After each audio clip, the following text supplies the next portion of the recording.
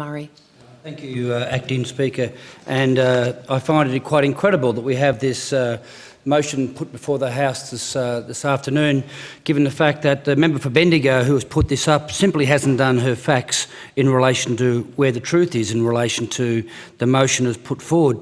It's incredible that a Labor member of this House would highlight the damage to regional jobs that her own party and her own colleagues have in fact caused. We all understand very, very clearly that when it comes to these Hazelwood Power Stations and the way that it's been closed, the Labor Party has in fact its own policy that is all structured around its contract foreclosure scheme. So here's the policy that's now coming home to roost, and we have Daniel Andrews, who's the Premier of Victoria, has effectively at the start of last year, decided that he was going to triple the tax and the royalties that were payable on brown coal in Gippsland.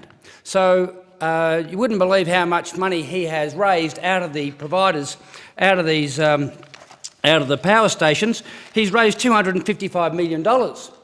He has put an extra tax on the operators to the tune of $255 million. And then, now that it's closing down, he's going to offer the workers $266 million. Talk about taking with one hand and giving with the other.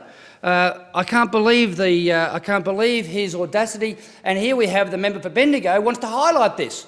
She wants to put it out there. She wants to sing from the rafters what a horrible thing this is, that these people have lost their job. Labor Party policy, Labor Party increases in taxes associated with brown coal and effectively have caused, and it's not just, don't take our word for it, the spokesperson for the Hazelwood Power Station and Loy Yang B, they have said that when this tax became introduced, it would inevitably have a detrimental impact on the region's energy sector, and they had not been consulted on this decision. The other comments were, this government decision takes $20 million straight out of the Hazelwood business. So now you have a situation where it has simply been Labor policy to close Hazelwood since 2010, and now that it is closing, they are trying to turn around and offer a support package, a rescue package.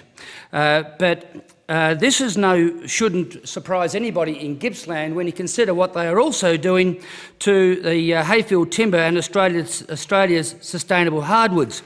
Daniel Andrews is doing his utmost to shut down the timber mill at Hayfield to the extent where we've had thousands of CFMEU workers marching on the Victorian Parliament only last week, expressing their utter disdain for Daniel Andrews, who has halved the available timber for the timber mill to effectively use and to maintain their viability.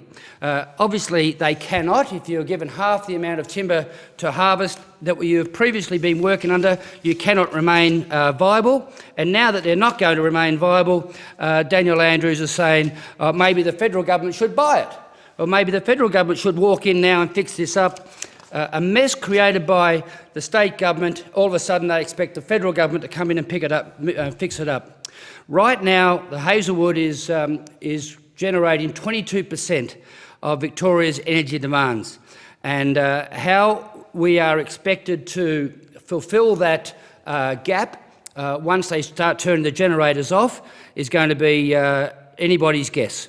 We have these workers at Hazelwood who are exceptionally proud of their job. They have been in constant contact. There's another aspect of this. This motion here that says that they haven't been in contact with the government. Well, if the member for Bendigo had bothered to do a little bit of research, you would realise that the management of the CFMEU had been in Canberra last November. The Gippsland Facebook page of Darren Chester would suggest that he has been constantly meeting with the workers from Hazelwood. They would also be aware, if they'd bothered to do their research, that the federal government has reiterated its work and has also been meeting with not just the union, but also with workers from the Hazelwood plant.